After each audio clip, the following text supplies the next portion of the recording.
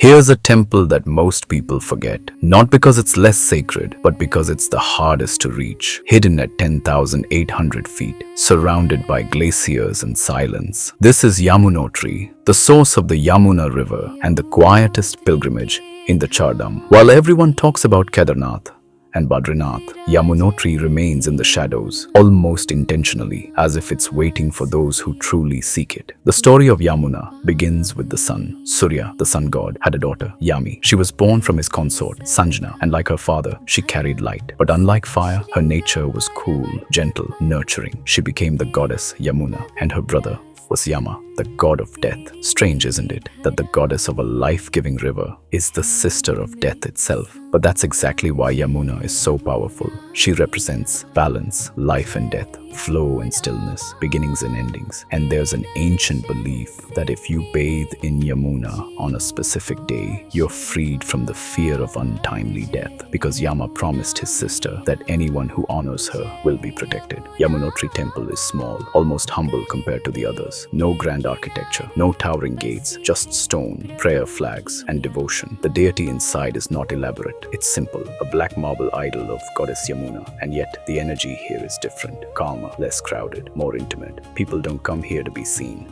They come to be still. The journey to Yamunotri is brutal, a steep trek, thin air, freezing winds.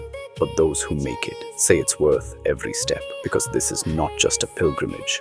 It's a test of endurance, of faith, of how much you're willing to give to reach something pure. Near the temple, there's something most pilgrims don't miss. Surya Kund, a natural hot water spring, boiling hot, right next to glacial cold water. It's here that pilgrims cook rice and potatoes, tied in cloth, and dip them into the spring. Within minutes, they're cooked perfectly. They call it prasad, but it's more than food. It's a reminder that nature itself is divine, that the earth provides, that even in the coldest, harshest place, warmth exists. And just a few meters away is the actual source, Yamunotri Glacier, where the river begins. A thin stream of ice-cold water emerging from rock and ice. It doesn't roar, it whispers, and that whisper travels hundreds of kilometers, through plains, through cities, giving life, giving hope. Yamunotri teaches something that the others don't, that not all journeys are loud, that not all devotion needs an audience, that some of the most sacred things are hidden, waiting. And maybe that's the point. In a world obsessed with being seen, Yamunotri asks you to disappear, to climb, to struggle,